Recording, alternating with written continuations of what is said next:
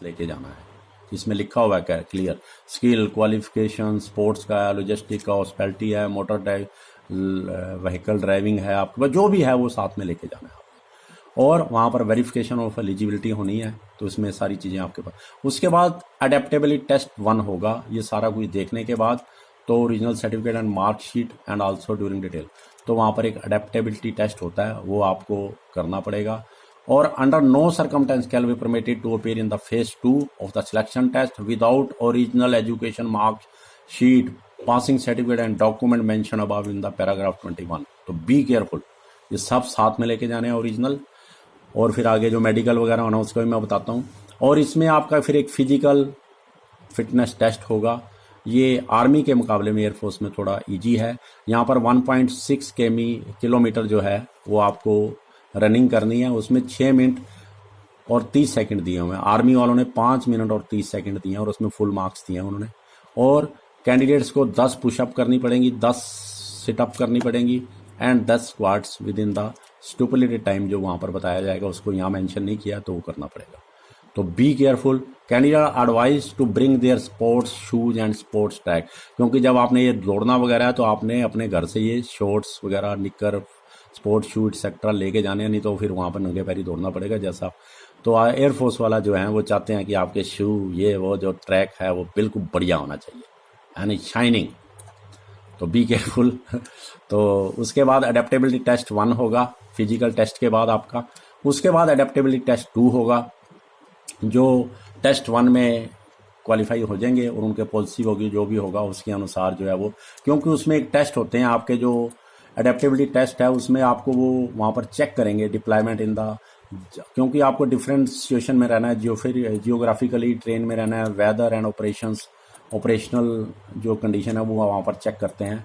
और उसके अलावा आप क्या एयरफोर्स और मिलिट्री की जो वे लाइफ है उसमें आप इन्वायरमेंट में क्या सेटल हो जाएंगे, ये टेस्ट हैं, उनको अपनी तरह के होते हैं उनके, तो वो आप डिटेल देख सकते हैं और वो उसके लिए भी आपको तैयार होकर जाना। उसके बाद आपका मेडिकल होगा, मेडिकल बोर्ड जो इंडियन एयरफोर्स मेडिकल टीम होगी वो आपका टेस्ट करेगी।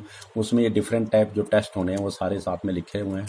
और इसके लास्ट में उन्होंने क्लियर किया है कि अगर वो चाहें तो एनी अदर टेस्ट भी कर सकते हैं ये।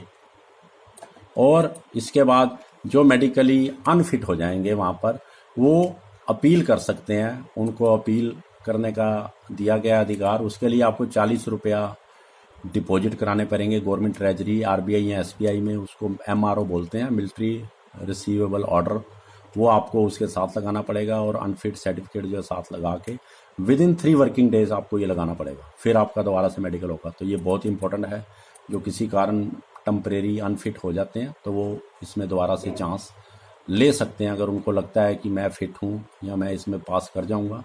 तो वो डिपेंड करता है कि आप कैसे कैसे वहाँ पर हैं। इसके अलावा और थोड़ी सी जानकारी वो देकर फिर हम इसको समाप्त करेंगे। और ये देख लो बिल्कुल क्लियर लिखा हुआ है कि आपने जब मेडिकल के लिए आना है तो आपका जो टीथ वगैरह में जो टार्टर हो जाते हैं या स्टेन्स हो जाते हैं उनको रिमूव करा लीजिए, आँखों अपना कानों से वैक्स निकलवा लीजिए तो मेडिकल। और आपको वहाँ पर 4 से 5 दिन तक अपने अरेंजमेंट के पास साथ रुकना पड़ेगा, इन्होंने बिल्कुल क्लियर कर दिया है।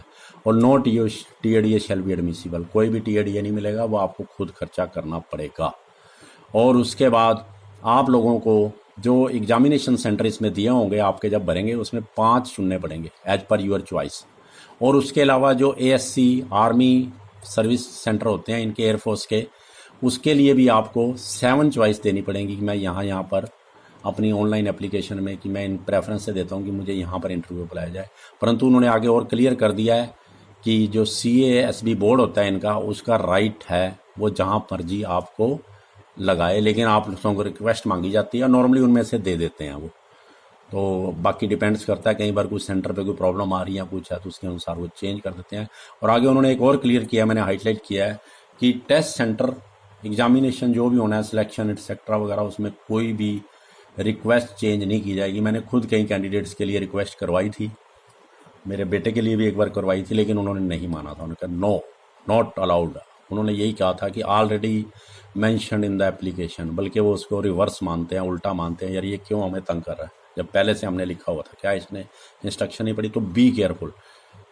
तो इसमें एक और चीज़, candidate should apply only once in response to this advertisement. केवल आपने एक ही बार अप्लाई करना है, और अगर आप एक से ज़्यादा बार करते हैं तो उन्होंने क्लियर लिख दिया है शैल बी रिजेक्टेड, वो रिजेक्ट हो जाएगा। और आपका mobile phone, smart watch, electronics जो आपका फेज़ 1 का टेस्ट होगा उसमें अलाउड नहीं है, not permitted at any cost. तो बी केयरफुल।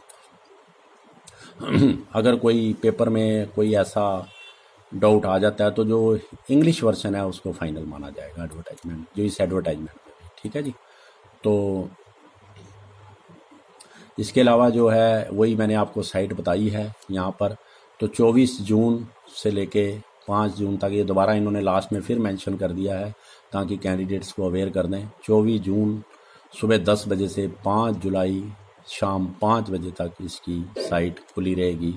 उसके बाद ये साइट ही बंद कर देते हैं, फिर जो मर्जी करते रहो आप। ये एयरफोर्स का काम है भाइयों, मैं बार बार कर रहा हूँ क्योंकि मेरे को इसमें काफ़ी एक्सपीरियंस है। और एक प्रोविजनल सिलेक्शन लिस्ट, इनका हर काम सेट होता है, ये नहीं कि इतने दिन बाद होगा। उन्होंने क्लियर कर दिया 1 दिसंबर को आपकी प्रोविजनल लिस्ट जो है, उनके जो ये अलग से उन्होंने साइट बनाई है उसके ऊपर वो आ जाएगी। Be careful in the right. तो इसके साथ ही हम और एक दो चीज़ हैं वो देख लेते हैं, क्योंकि अभी ये साइट नहीं बनी है, मैंने दिखा भी दिया आपको। तो मैंने पहले भी ट्राई की थी। तो 23 ईयर्स उनका मैक्सिमम इनरोलमेंट डेट होना चाहिए। और इनका जो मोटो रखा है इन्होंने, अग्नि वायु इनटेक 01/2022 पहला जो बैच जा रहा है, तो आप उसके जा सकते हैं। और जो इनरोलमेंट लिस्ट है वो 11 दिसंबर 2022 को फाइनल पब्लिश हो जाएगी, और जिनको सिलेक्शन मिलना है वो आ जाएगा। तो दोबारा से फिर आपको ये बता रहा हूँ, उन्होंने भी एडवर्टाइजमेंट दिया, online registration by unmarried male candidate for selection as Agniveer Vayu in Indian air force के लिए एडवर्टाइजमेंट है।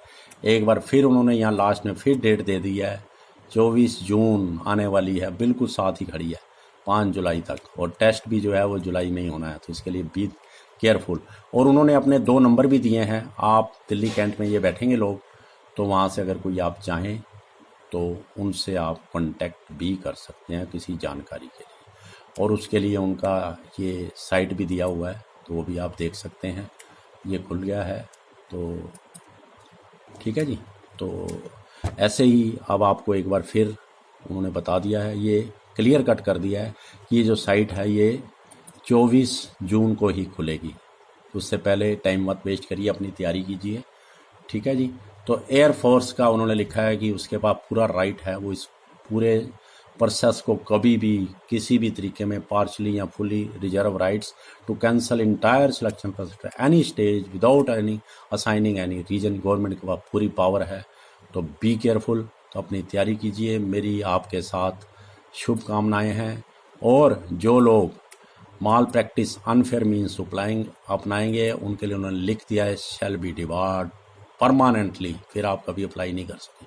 तो बी केयरफुल। तो data entered during the registration will be final and no change will be permitted. Later entry of wrong data will disqualify candidate. तो आप लोगों का धन्यवाद, आप लोगों ने इसको सुना है। तो मैं आपको कहूँगा कि ये नोबल यूथ चैनल से मैं आपको ये सारा दिखा रहा था जो गवर्नमेंट की एयरफोर्स से एडवर्टाइजमेंट आई है, ताकि आप लोग अपना तैयारी कर सकें। और आप इस चैनल को सब्सक्राइब भी कर दें, इसमें और भी वो वीडियो डाली हुई हैं।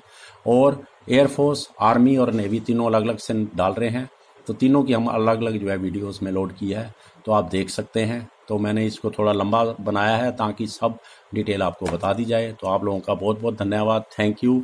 आई again request you to subscribe my channel Noble Youth on YouTube channel. Thank you and my best wishes to all of you.